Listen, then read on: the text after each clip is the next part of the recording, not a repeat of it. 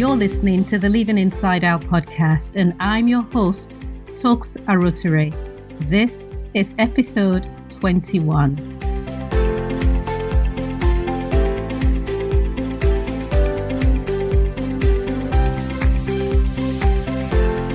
Thank you for tuning in to the Living Inside Out podcast, where we believe growth requires courage. Episode 21 is Courage Over Fear, Recognizing the Signs of Growth. How are you doing? I hope your week has been fantastic so far. I want to start by acknowledging my new and old listeners. Thank you for choosing to spend half an hour every week with me. It is my desire to help you in any way I can on your journey towards playing bigger. This podcast is for you if you're looking to elevate in life or in business because you know there is more and you're not quite there yet. Because we agree that life is a journey that is marked by progress, and whatever progress looks like for you, you're still traveling that journey. I would love to connect with you on social. I'm at Toks Aroture on Instagram and Facebook and Twitter and LinkedIn. And tell me how you discovered the podcast as well as what you think of it. And of course, if there are any topics you would like me to cover, hey, just shoot me a message. I have been in conversation with a firm concerning an aspect of my business. They have the capabilities to support the growth of the company to the point that I have imagined and possibly beyond. So we have been emailing back and forth, and this week they named the cost of the investment. It was way more than I imagined, way more than I am comfortable with. And the operative word is comfort, because we've been talking about the comfort zone in the last 2 episodes. So the first emotion I picked up when I read the email was anxiety and then fear. Next, my mind began to form a picture of failure. What if it doesn't work? What if after all this, the business fails? What if I give my commitment and I can't stick to it because stuff happens? And if you have an active imagination, then you understand that in that short millisecond, I had even formed the excuses I will give when people asked why I failed. I'd even arranged my mind to deal with and handle the failure. When I say the mind is a machine, I'm not playing. Thoughts are a spark that set off that rocket that's full of emotions, and it travels at the speed of light. Then I try to walk backwards by reminding myself that failure isn't an option. It was never in the blueprint. I didn't factor it into the plans. And it's not to say that those of us who fail planned to do so. We didn't. Yet it happened. But you've got to learn to redefine scenarios to your advantage. And failure is one of those that must be redefined. I prefer to call failure by its given and true name, which is lesson teacher. Because in the classroom of life, you are a student. Failure comes to teach. Not to punish, not to torture, not to cause needless suffering, but to teach us so we can become more of whom God created us to be. So here I was walking myself back, saying things like, I will not encounter failure. This is just an obstacle. I can and I will overcome it. And I reminded myself that inside of me was everything needed to create the future that I've imagined. Question: what future have you imagined for yourself? The truth is, you cannot imagine an impossible future. The desires you have came from your spirit, which is one with God. So I pictured that future, and by doing so, I acknowledged its validity. But that didn't stop the fear, but it did transform it into curiosity. And it is necessary that we remain curious about life and about all that happens, because it is only with a quizzical mind that we can find the diamond in the mud or the lesson in the challenge. That mindset of curiosity helped me to start looking inside, around, and under this rock, this new obstacle, for a way around it. Maybe an entry point so I could go through it.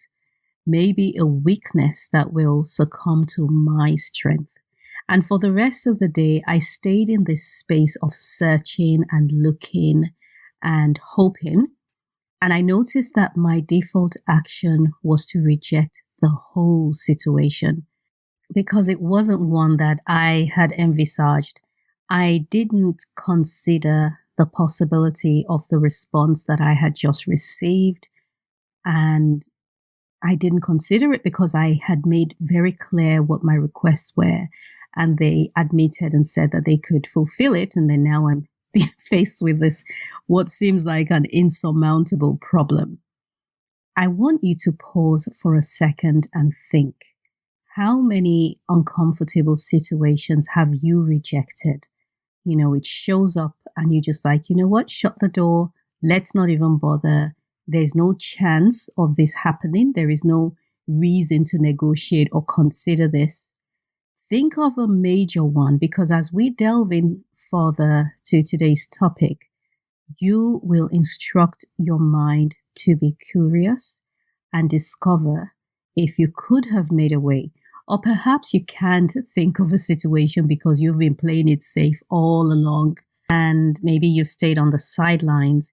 You may not have encountered an obstacle as you tried to play bigger because you didn't try. If that's the case, then think of something you would love to accomplish, but right now you're certain that you cannot.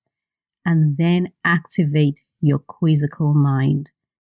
So as you're listening, I want you to really inspect the obstacle or the challenge or what seems so insurmountable, and look out for the weak points. Look out for gaps in which you can squeeze through and opportunities that you never noticed.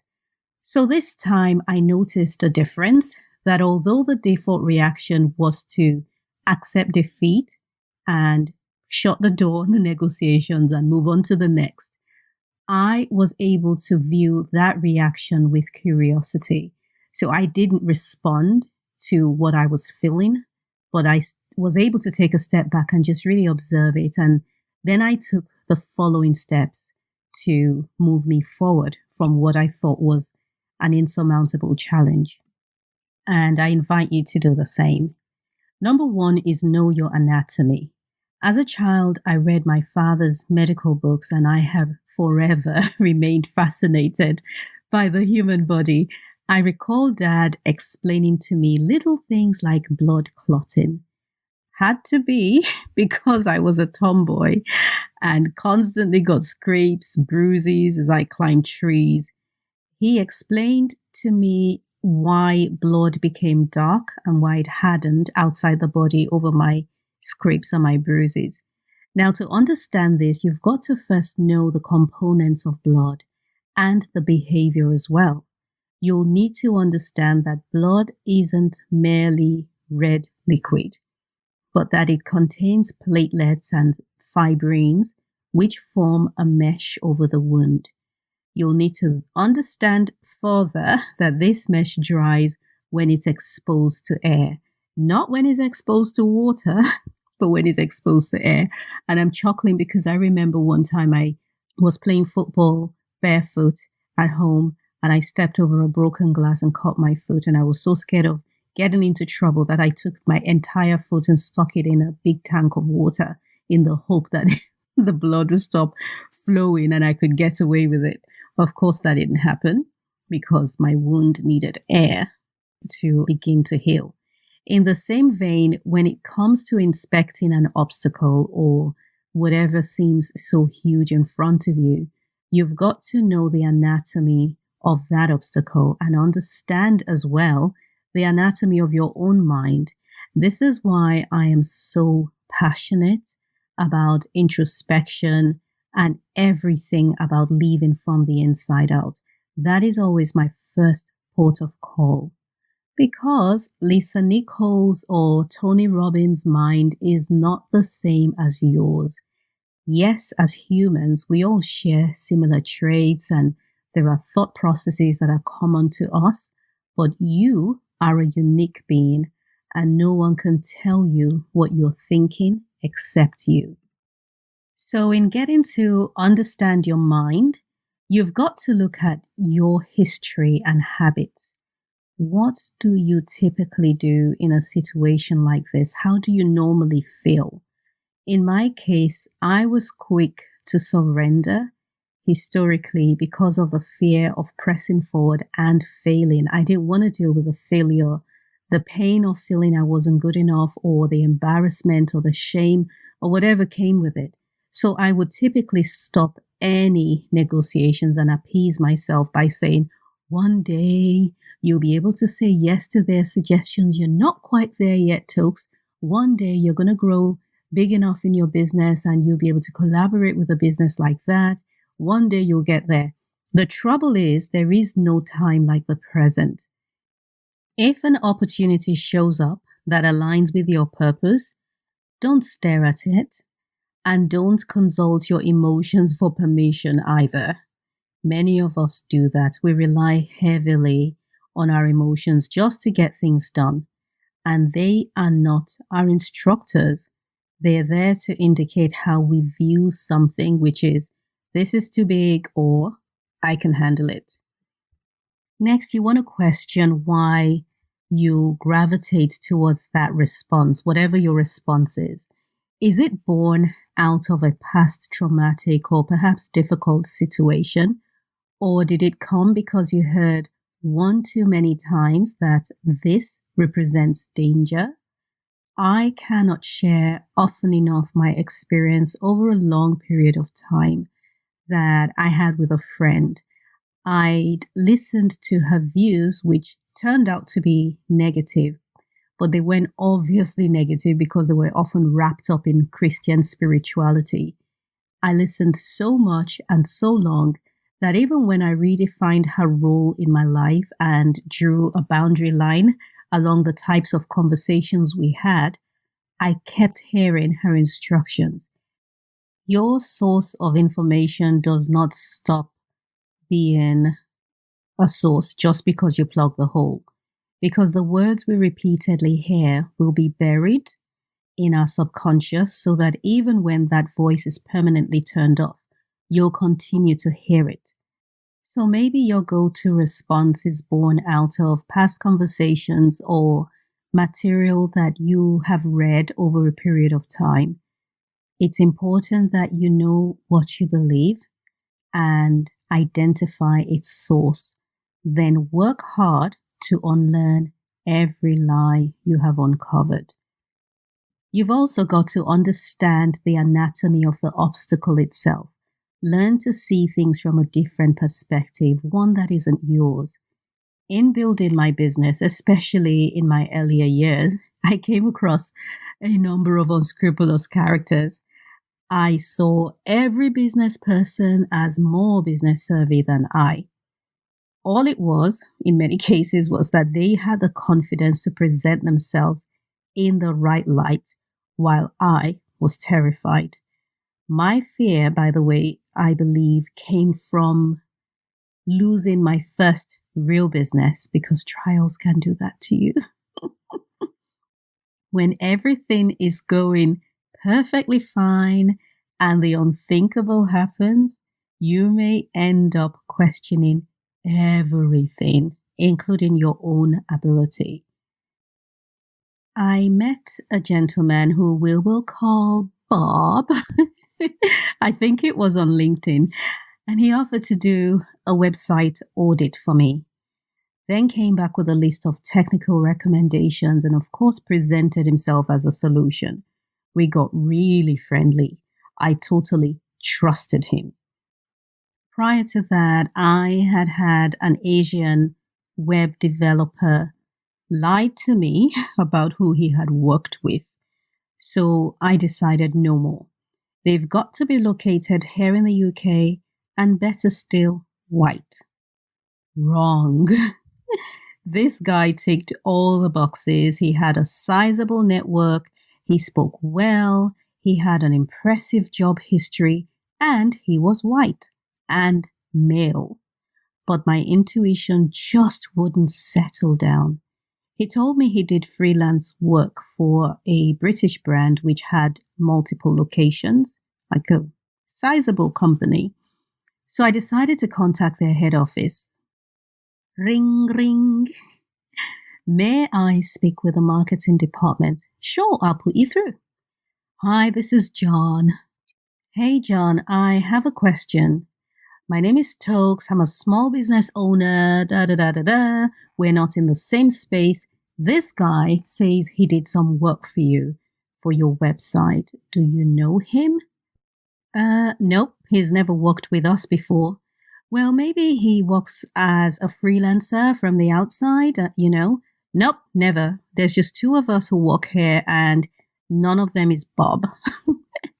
Okay. Is it possible then, John, that the company that you use for your website outsourced it maybe to Bob? Lady, no. We work in-house. I have been here from the inception of the company, and there are only two of us in the marketing department, and we do all the work. I hung up. Goosebumps all over me. So this guy, perfect citizen of Her Majesty the Queen, just lied to me. Can you even begin to unpack the gems in this little scenario? Let's put aside for a second that Bob lied. What got me, or the biggest takeaway I had, was about judging a book by its cover. The fact that there was this massive company with multiple locations around the world. And when you hear the words marketing department, you're thinking of a huge room filled with 20 different desks and 20, 30 people working there. The mind does exaggerate scenarios, but that was a blessing for me that a company that only had two people in marketing had made such a success of themselves. And remind me to tell you about when I assumed my middle and maiden names and went behind the scenes of another big company, only to find that their systems were so all over the place. That experience made me realize how often we attribute qualities to people and companies that come purely from our imagination. It also told me that if they could do it with their topsy-turvy systems, in Nigeria we say jaga jaga, then so could I. Anyway, my cynicism came from experiences like those I had with Bob, and I started to view business dealings with suspicion, forgetting that they were just like me for the most part.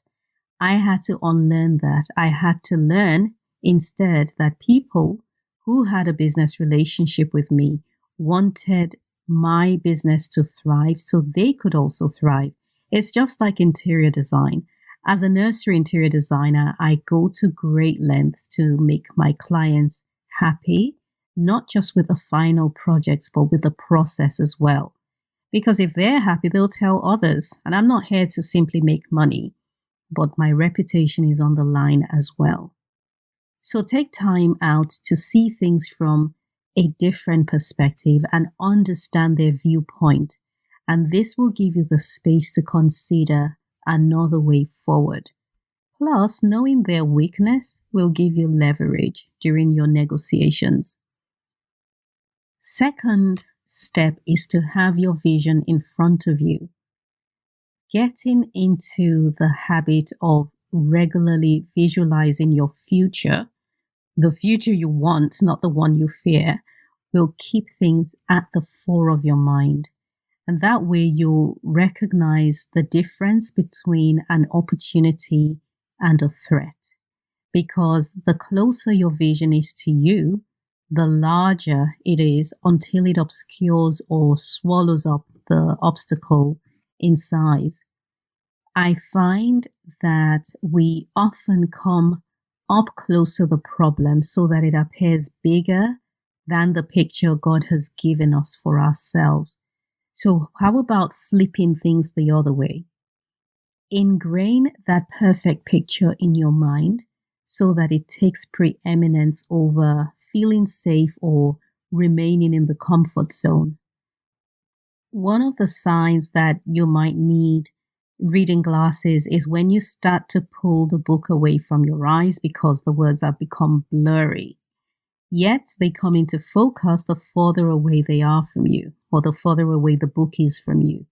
That's what you want to do to the obstacle. Don't let it cloud your space and be all up in your face, but push it back so you can see it clearly. If you think about obstacle races, especially in major sporting events like the Olympics, the runners don't look at the obstacles. They don't look at those little bar things that are strategically placed on their lane. They keep their eyes where they are headed, but they scale the obstacles because they knew beforehand that they could. And a lot of sportsmen practice visualization as a routine, like they have to. Tiger Woods sees the golf ball inching and getting into that hole before he even swings his club. And that's what we want to do when we're faced with an obstacle, is place our eyes on the vision ahead of us and not on the obstacle. Don't be just so stuck in the obstacle and let it get into your head. Keep your vision in front of you. But then if you don't have a very clear picture of where you're headed and you don't have your vision either in the form of a board or written out in detail, you're not really going to have anything to look at except the obstacle. And then you're going to see all of the problems that it has. My third and final step is to revisit previous landmarks. You know how when you drive through places or visit somewhere you haven't been before, you recall where you were in life at that time? That is one of my favorite things to do. So not so long ago, I was chatting with my friend Titi and drove through Crystal Palace. She loves a good story, and I love to tell one, so you know what happened next. I gave her an expose on my physical business journey as it relates to where I had had my offices over the years. My first office was in Crystal Palace. It was a shared space, a bit run down, and the desks were rented out at about £190 a month. I recall these two women who had a cleaning business, a commercial cleaning business, and they rented one of the 3 real offices in the building, with doors and windows. That was going for $350 or so. And I remember longing for the day I will have the confidence and ability to pay that amount in rent. That space was also where I hired an intern who signed her emails off as Princess Roro. Another story. Months later, I began to reconsider because I was spending 30 to 40 minutes each way traveling, plus the cost of transportation meant that my 190 was more like about 230, I would say. Let's not forget the panic of racing back to pick my kids from school. So I was there for a number of months, and before long, I began to reconsider or think about getting bolder, and I started searching for a space near my home. If I could cut out the travel time, the panic about school run meant that I would have longer to spend working in the office and barely anything on transportation because I could walk. I found it. I found a new space. It was shared as well, but this time it was an actual office.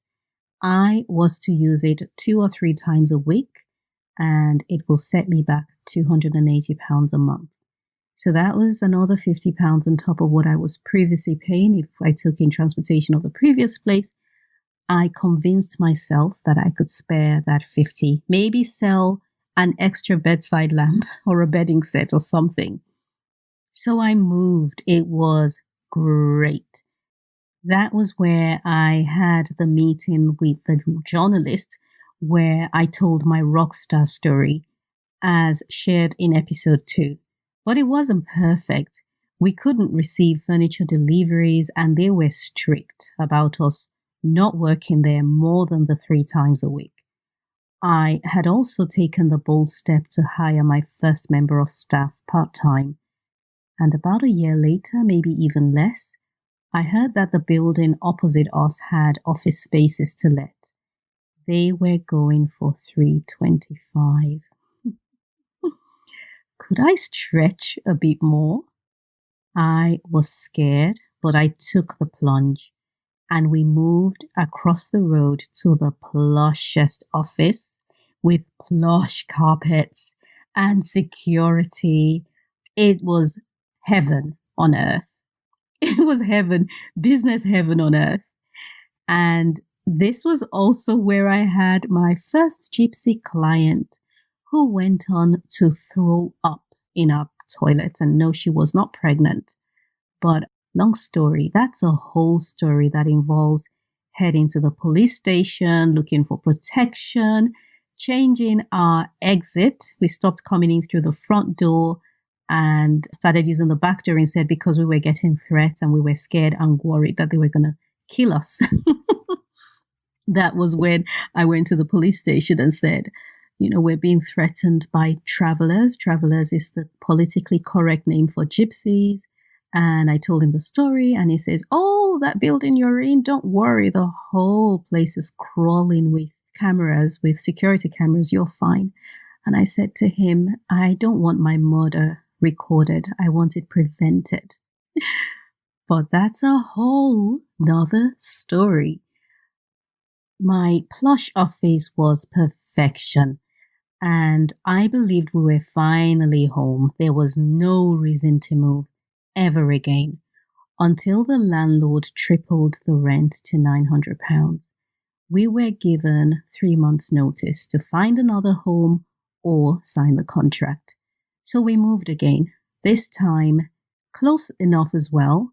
And it was, again, even more perfect. It wasn't anywhere near as plush, but it served our needs better because we were on the ground floor. We had a receiving bay for furniture. The neighbors were friendly. We were like one big happy family. That served us for about 2 or 3 years before taking another scary jump. This time it wasn't a step, it was a jump by moving to the King's Road in Chelsea and opening our first boutique. So why have I taken you down that journey? It's because at every single step, each time I had to move, each time I was required to pay a little bit more, anxiety and fear showed up just the way they did this week. Yet, every time I pressed through, in spite of the fear, in spite of the anxiety, I grew a little bit more. I have learned that these two emotions always accompany growth. The reason I did not shut the door on that proposal this week is because I'm not yet where I want to be. Like that plush office, I have thought for a while that growth will come without any upheaval, or well, without much upheaval. And it's easy to think that your past challenges represents payment for future growth, but often it's only payment for present growth. Every time you have to get up and move, you grow a bit more. So this week, I want you to dedicate time to being curious about the obstacles and your mind. Write out your vision in detail. Revisit the previous landmarks to identify how you overcame them and what emotions came with the change. Then bring it all together and make some new decisions to embrace and not run away from the challenge that you have been staring at. You are so kind for staying through till the end of today's episode. But I need you to do one more thing.